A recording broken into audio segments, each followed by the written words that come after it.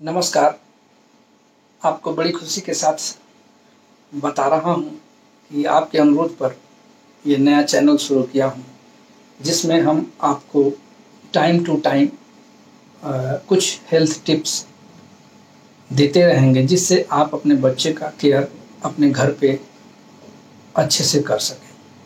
आप लोगों के अनुरोध पर काफ़ी दिनों से मैं ये प्लान कर रहा था कि मैं एक चैनल शुरू करूँ, तो वो चैनल मैंने स्टार्ट किया है और अभी सबसे इम्पोर्टेंट टॉपिक है कोरोना। तो मेरा पहला जो वीडियो है वो कोरोना पर ही बेस्ड है। चलिए सबसे पहले मैं अपने बारे में बताता हूँ। मेरा नाम डॉक्टर वरुण कुमार है। मैं शिशु रोग विशेषज्ञ हूँ। इस क्षेत्र में 7 से 8 साल का एक्सपीरियंस है मुझे। मैं नवजात शिशु से लेकर 10 to 12 ईयर्स तक के बच्चों को यूजुअली देखता हूँ। मेरे क्लिनिक पे वैक्सीनेशंस की फैसिलिटी है, इंडोर भी है, NICU भी है। मैं हर तरह का केयर देता हूँ। तो बेस्ड ऑन माय एक्सपीरियंस मैं आपको कुछ टिप्स दूंगा, जिस टिप्स से आपको अपने बच्चे के केयर करने में काफ़ी मदद मिलेगी। तो शुरुआत करते हैं आज के टॉपिक से। आज मैं टॉपिक उठाया हूँ कि बच्चों में कोरोना का संक्रमण कैसे बचें और क्या करें, कैसे बचें। अब इतने दिनों से ये संक्रमण चल रहा है, तो निश्चित रूप से आप लोग ये जान गए हैं कि हैंड हाइजीन करना है, सोशल डिस्टेंसिंग करनी है, मास्क यूज करना है। ठीक है, मैं एक छोटा छोटा एग्जांपल दूंगा। जैसे हैंड हाइजीन है, आपके वो घर में 1 साल या 2 साल का बच्चा है जो अभी थोड़ा चलना शुरू कर दिया है, उसके हैंड हाइजीन के बारे में 2-3 इम्पोर्टेंट बात है कि छोटे बच्चे अपने हाइट के हिसाब से आपके बेड का किनारा छूते हैं, कुर्सी छूते हैं, ड्रेसिंग टेबल छूते हैं, दीवार छूते हैं। तो आपको उस अपने घर में सारे दिन में कम से कम 1 बार उसको सैनिटाइज कर लीजिए।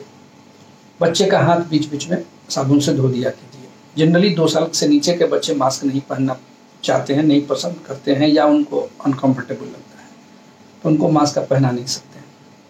दूसरी चीज़ है, घर में रिलेटिव आते हैं, तो आपको ये श्योर होना है कि रिलेटिव का हैंड वॉश हो, हैंड हाइजीन मेंटेन हो, प्रॉपरली वो मास्क लगाए हुए हों, तभी अपने बच्चे को उनके पास जाने दें। कोशिश करें कि उनको हम थोड़ा दूर ही रखें। अगर दूर रखना संभव नहीं है तो इन सब बातों का ध्यान रखें। दूसरी चीज़ है कि बच्चे को, जो एडल्ट जनरली खेलते हैं तो चिक्स पकड़ते हैं, उसके गाल को खींचते हैं, नाक को खींचते हैं, किस करते हैं। तो अभी हमारे इस कोरोना के टाइम में इसको अवॉइड करें तो ज़्यादा बेहतर रहेगा, बिकॉज फेस, हैंड, इस सबसे ही इन्फेक्शन जाता है। सोशल डिस्टेंसिंग किसी के यहाँ ना जाना वैसे है नहीं, लेकिन फिर भी कोशिश करें कि बच्चों को एक दूसरे के घर कहीं जाने ना दें, घर में ही रखें। और मास्क के बारे में बहुत सारा अभी तक आ चुका है। मास्क यूज करना आप सभी लोग लगभग जान गए हैं, फिर भी बता दें कि मास्क नाक से लेकर फेस तक ढका रहना चाहिए। ज़्यादातर हम देखते हैं कि हमारे यहाँ जो पेरेंट्स आते हैं, जब भी उनको बोलने की बारी आती है तो मास्क को नीचे खींच लेते हैं। उन्हें लगता है कि मैं मास्क के अंदर से बोलूँगा तो समझ में नहीं आएगा। काइंडली सबको अवॉइड कीजिए। मास्क अगर लगाए हैं एक बार तो उसको उस पोजीशन पे रहने दीजिए। अगर छूना ज़रूरी हो तो छूने से पहले, छूने के बाद हैंड वॉश करें, हैंड सैनिटाइज करें। अब अगली बारी आती है कि अभी अगर फीवर होता है बच्चों को, फीवर, खांसी, रनिंग नोज, डायरिया, ये छोटी मोटी प्रॉब्लम अगर होती है तो क्या करें। तो 2 बात हैं। अगर एक बच्चे को सिर्फ हो रहा है, घर में किसी को नहीं है, और वो बच्चा कोई सोशल किसी के कांटेक्ट में नहीं गया है, कोविड सस्पेक्ट के कांटेक्ट में नहीं गया है, तो आप घर पे उसका इलाज कर सकते हैं।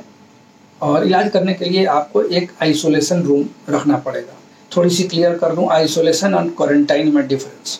आइसोलेशन डिजीज पर्सन के लिए होता है, जिसको कि इन्फेक्शन लगा है, सिम्टम है, उसको आइसोलेट कर रहा है। क्वारंटाइन होता है एक हेल्दी पर्सन, जो आपको डाउट है कि वो किसी के कांटेक्ट में आया है लेकिन उसमें कोई सिम्टम नहीं है। आप उसको एक जगह रख के देखना चाह रहे हैं कि उसमें कोई सिम्टम आ रहा है या नहीं, और वो एक टाइम फ्रेम है, 10 दिन या 14 दिन दिया रहता है।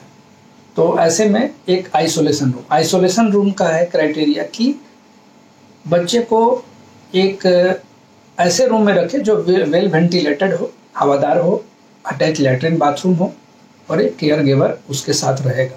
केयर गिवर उसको हर समय बच्चे को देखेगा और वो मास्क लगाएगा, हैंड हाइजीन मेंटेन करेगा, बच्चे को देखेगा। फीवर के लिए आप पैरासीटामोल दवा यूज कर सकते हैं। उसका डोज होता है 10 to 15 मिलीग्राम पर केजी बॉडी वेट पर डोज।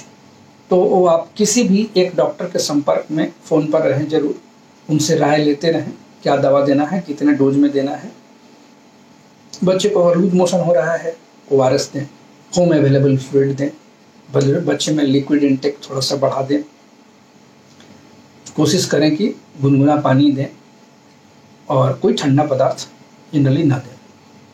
लूज मोशन हो रहा है, डायरिया हो रही है तो ORS दे सकते हैं।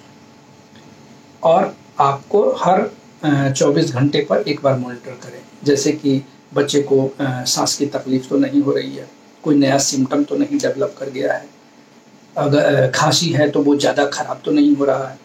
तो ये सब के लिए आप 24 घंटे पर बच्चों को मॉनिटर करते रहें, दवा देते रहें और साथ में एक डॉक्टर से टेलीमेडिसिन के थ्रू आप एडवाइस जरूर लेते रहें। डेंजर साइन का ध्यान रखें। डेंजर साइन का मतलब कि क्या सिम्टम आएगा तो हम बच्चे को हॉस्पिटलाइजेशन के लिए सोचेंगे। तो जो इनिशियल सिम्टम्स हैं वो सिम्टम्स बहुत जल्दी से आगे बढ़ रहे हैं, तो वैसे कंडीशन में सांस की तकलीफ हो रही है, ऐसे कंडीशन में बच्चे होठ ब्लू हो रहा है या फेस ब्लू हो रहा है तो आप उसको डेंजर साइन समझें। ऐसे में बच्चे को हॉस्पिटलाइज करना पड़ेगा। इसके पहले ही आप किसी हॉस्पिटल से, बच्चे अगर घर में बीमार हैं तो डॉक्टर के हेल्प से या सोशल वर्कर की मदद से आप किसी हॉस्पिटल में एम्बुलेंस वाले से पहले से ही इसको बात करके रखें कि ऐसी स्थिति है, कभी भी बच्चे को एडमिट करने ले जाना पड़ेगा। ये आपको पहले से प्रिपेयर करके रखना पड़ेगा, तभी आप बच्चे को होम आइसोलेशन में रखें। और सबसे इम्पोर्टेंट बात है कि जब होम आइसोलेशन में बच्चा हो उस समय आपको साइकोलॉजिकल सपोर्ट बहुत ज़रूरी है।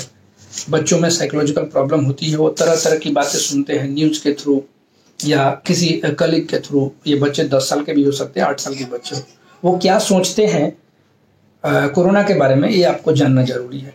आप जाने क्या हमारा बच्चा सही जान रहा है, उसको सही जानकारी है, उसको काउंसिल करेंगे, उसको सपोर्ट करेंगे कि ये बीमारी हर किसी के लिए सीवियर नहीं होता, सीरियस नहीं होता है।